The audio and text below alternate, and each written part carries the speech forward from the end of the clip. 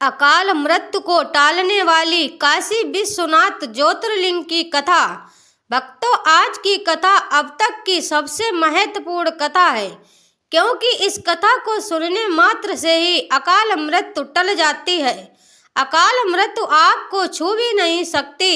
बाबा विश्वनाथ की कथा के साथ ही हम एक ऐसी भोलेनाथ की चमत्कारिक कथा सुनाने जा रही हूँ, जिसे सुनकर आपका रोम रोम शिवमय हो जाएगा। श्रोताओं, महादेव के इस समर्पित रूपी कथा का श्रवण कीजिए और भोलेनाथ सहित माता पार्वती एवं भगवान गणेश की कृपा का पात्र बनिए तथा अपने आप को पाप मुक्त कीजिए।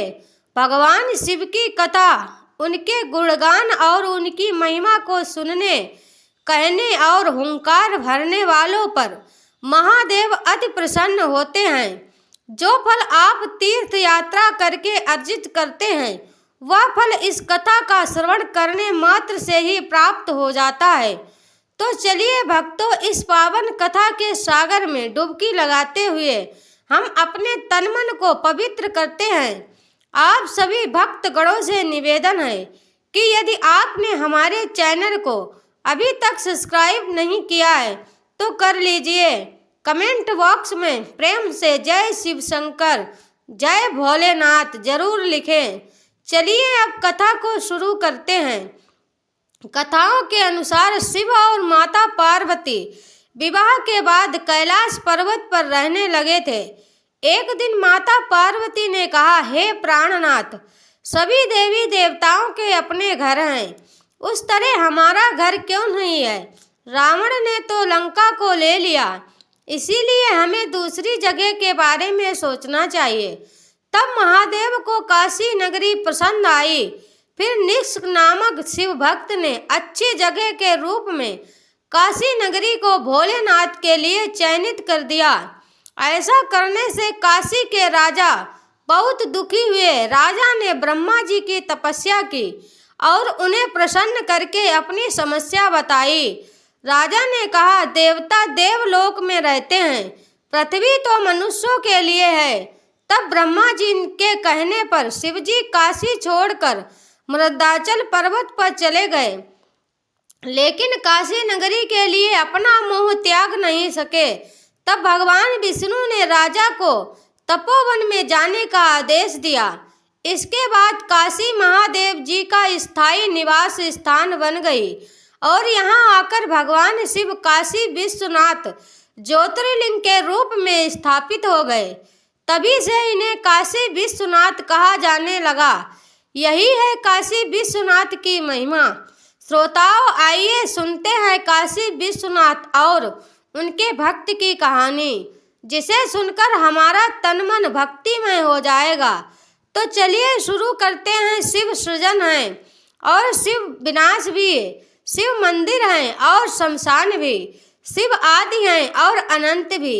श्रोताओं, याद रखिएगा, यह कथा एक सत्य घटना पर आधारित है। ललिता घाट के पास भगवान विश्वनाथ का दरबार है। एक पंडित जी, जिनकी कोई संतान नहीं थी, सुबह सुबह भोर में सूर्य की किरणें फूटते ही गंगा जी के घाट पर पहुंच जाते। वहां स्नान आदि करके जल भरकर भगवान विश्वनाथ के दरबार में आते और लाइन में लगकर अपनी बारी का इंतजार करते। जब उनकी बारी आती तो जल चढ़ाते और बस भगवान शिव से इतना ही कहते, हे प्रभु, सालों से मैं तेरे दरबार में आ रहा हूँ, मेरी झोली भर दो। भगवान, मेरी झोली भर दो। मैं गरीब निर्धन ब्राह्मण हूँ, झोपड़ी में रहता हूँ, रूखा सूखा खाकर गुजारा करता हूँ, लेकिन मेरे घर में संतान नहीं है। एक संतान का सुख दे दो भगवान, एक संतान का सुख दे दो। पंडित रहा उपवासी, काशी का निवासी, तप रहा था भारी, मन में थी एक उदासी। सुनो मेरी पुकार, बिन संतान के उद्धार, भंडार भर दो मेरा, आके भोले भंडारी। जब रोज रोज पंडित जी दरबार में जाकर बोलते, हे प्रभु संतान नहीं है, हे प्रभु संतान नहीं है, संतान दे दो भगवान, भगवान शंकर शंका में पड़ गए। मैं इस भक्त का क्या करूं? रुपया पैसा धन दौलत मांगता तो मैं दे भी देता, लेकिन संतान कहाँ से दूं? इसके भाग्य में तो संतान का सुख ही नहीं है। मैं क्या करूं? क्योंकि तकदीर लिखने वाले तो ब्रह्मा जी हैं। श्रोताओं, माँ गौरी हर समय यही कहती, प्रभु यह पंडित आपका कितना बड़ा भक्त है, रोज सबसे पहले मंदिर में पहुंच जाता है। हे भोलेनाथ, इसकी झोली भर दो। माँ गौरी के बार बार कहने और पंडित जी की भक्ति देखकर आखिरकार भगवान शंकर को तरस आ गया। एक दिन रात में पंडित जी की गहरी नींद में सोए हुए थे। पंडित जी ने सपना देखा कि वह सुबह सुबह जल भरने के लिए गंगा जी के घाट पर जा रहे हैं और वहां भगवान शंकर ने उन्हें दर्शन दे दिए। भगवान शंकर ने पंडित जी से पूछा, बोलो पंडित, क्या चाहिए? पंडित बोले, प्रभु आपको तो सब पता है, आप अंतर्यामी हैं, आप तो जानते हैं कि मुझे क्या चाहिए। भगवान शंकर बोले, पंडित, जब तक बच्चा रोता नहीं है तब तक माँ उसे दूध पिलाती नहीं है। भगवान के सामने जब तक भक्त मांगता नहीं है, झोली नहीं फैलाता, तब तक भगवान देता नहीं है। पंडित बोले, प्रभु मुझे संतान नहीं है, एक संतान का सुख दे दीजिए। हम और हमारी पंडिताइन जो भी रूखा सूखा मिल जाता है उससे काम चला लेते हैं, लेकिन संतान नहीं है, संतान के प्यार के लिए तरस रहे हैं। तब भगवान शंकर ने पासा फेंका और पूछा, अच्छा यह बताओ कि तुम्हें कम उम्र वाला चाहिए या ज्यादा उम्र वाला? तब पंडित जी सोचने लगे, यह क्या चक्कर है? पंडित बोले, प्रभु कम उम्र और ज्यादा उम्र यह क्या है? तब भगवान शंकर बोले, कम उम्र वाला बच्चा विद्वान बनेगा और ज्यादा उम्र वाला बच्चा चोर और लुटेरा बनेगा। तुम जल्दी से विचार करके हमें बताओ, तुम्हें कौन सा बच्चा चाहिए? तब पंडित ने कहा, आप यहीं खड़े रहें, मैं घर जाकर अपनी पत्नी से पूछ कर आता हूँ। दौड़ते हुए पंडिताइन के पास पहुंचा और बोला, पंडिताइन, प्रभु ने घाट पर हमें दर्शन दिए हैं, वे पूछ रहे हैं कि कम उम्र वाला बच्चा चाहिए या ज्यादा उम्र वाला। पंडिताइन भी यह सुनकर घबरा गई। पंडिताइन ने पूछा, कम और ज्यादा का क्या चक्कर है?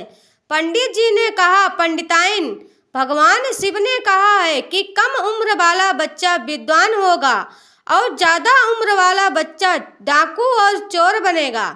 तुम जल्दी से बताओ कि हमें कौन सा बच्चा मांगना चाहिए। पंडिताइन ने कहा, देखिए, हमें कम उम्र वाला बच्चा ही चाहिए, हम कम उम्र से ही काम चला लेंगे। जाकर आप शिवजी से कह दीजिए कि हमें कम उम्र वाला बच्चा ही दे दें। दौड़ा दौड़ा गंगा घाट पर पहुंचा और बोला, प्रभु कम उम्र वाला दे दो, हम कम से ही काम चला लेंगे, क्योंकि ज्यादा वाला तो चोर और डाकू है। शंका में पड़े शिवजी हंसकर बोले, जा, तेरे घर एक बालक का जन्म होगा, लेकिन जैसे ही वह 5 वर्ष का होगा वह मर जाएगा। यह सुनकर तो उनका क्या हाल हुआ है, लेकिन फिर भी किसी तरीके से जीवन को आगे बढ़ाना शुरू कर दिया। पंडित जी के घर में एक बच्चे ने जन्म लिया। पंडित को अपने सपने की बात याद आई कि जब इस बच्चे ने जन्म लिया है तो 5 साल बाद ही मर जाएगा। पंडित और पंडिताइन देख देख कर रात भर रोते रहते थे। मन में एक खटका बढ़ने लगा था। जब 4 वर्ष बीते, पंडित का दिल धड़कने लगा। 4 साल हो गए, 1 साल बचा है। लड़का हंसता खेलता गलियों में घूमता तो पंडित और पंडिताइन एक तरफ खुश हो जाते कि हाय रे मेरा सुंदर सा लाल आज पाठशाला जाने लगा है, आज तो कुछ सीख कर आएगा। लेकिन हाय रे दुर्भाग्य, न जाने किस घड़ी में भगवान शिव ने हमारे पुत्र को 5 वर्ष दिए थे। धीरे धीरे वह भी 1 साल बीत गया। जब लड़का सोया तो पंडित और पंडिताइन उसके सिरहाने जाकर बैठ गए और रोने लगे। रात्रि का पहला पहर चल रहा था, यानी रात के 10 बजे थे। वे विलाप करने लगे कि जैसे ही सूर्य की पहली किरण पड़ेगी, हमारा लाल, हमारा बच्चा मर जाएगा, क्योंकि इसके जिंदगी के 5 साल पूरे हो गए हैं। जहां इस बच्चे का जन्मदिन मनाया था, वहीं इस बच्चे का मरण दिन मनाना होगा। लेकिन यह तो विधाता ने लेख लिखा दिया है, इसे बदला नहीं जा सकता। लेकिन पंडित ने हार नहीं मानी। अपने बच्चे की जान बचाने के लिए पंडित ने अपने बच्चे को रात के तीसरे पहर में उठाया। कहते हैं पहले के जमाने में साधु संत रोशनी की पहली किरण जमीन पर पड़ने से पहले स्नान करके पूजा पाठ में बैठ जाया करते थे। पंडित ने रात्रि के तीसरे पहर में अपने बच्चे को जगाया। काशी विश्वनाथ के मंदिर के फाटक बंद थे। मंदिर के बाहर से ही दर्शन कराया और गंगा जी के पावन तट पर ले जाकर बैठा दिया और अपने बेटे से बोला, बेटा, अगर कोई साधु संत गंगा जी के स्नान करके वापस लौटे तो उसके पैर छू लेना। अब क्या था, साधु संत धीरे धीरे आते गए। बच्चा सबका पांव छूता गया। सभी उस बच्चे को आशीर्वाद देते और चले जाते। अचानक पंडित ने देखा कि दूर से सप्त ऋषि चले आ रहे हैं। सप्त ऋषियों में बड़ी ही ताकत हुआ करती थी। वे तपस्या कर करके इतने शक्तिशाली बन जाते थे कि भूत भविष्य वर्तमान सब देख सकते थे। वे वरदान देते थे तो वरदान पूरा हो जाता था। सप्त ऋषियों को आता देख पंडित एक पेड़ के पीछे छुप गया और अपने बच्चे को इशारा किया, जब सप्त ऋषि आए तो उनके पैर छू लेना। बच्चा उठा और उनके चरणों को छू लिया। सप्त ऋषि ने देखा और कहा, आयुष्मान भव, तुम्हारी उम्र लंबी हो। पेड़ के पीछे से पंडित बाहर निकला और हंसते हुए सप्त ऋषियों से कहा, महाराज, आपने पहचाना नहीं, यह वही बच्चा है जिसकी उम्र 5 वर्ष थी और यह आज मरने वाला था। आपने इसे आशीर्वाद देकर इसकी उम्र लंबी कर दी। आपका वरदान कभी खाली नहीं जाता।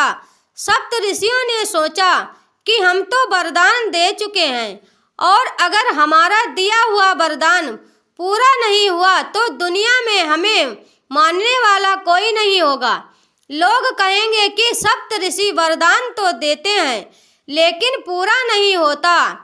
लेकिन हम इस बच्चे को लेकर और कहाँ जाएं, क्या करें? सप्त ऋषियों ने पंडित से कहा, हे पंडित जी, तुम्हारा बच्चा आज सुबह मरने वाला है, तो कुछ समय के लिए इस बच्चे को हमें दे दो।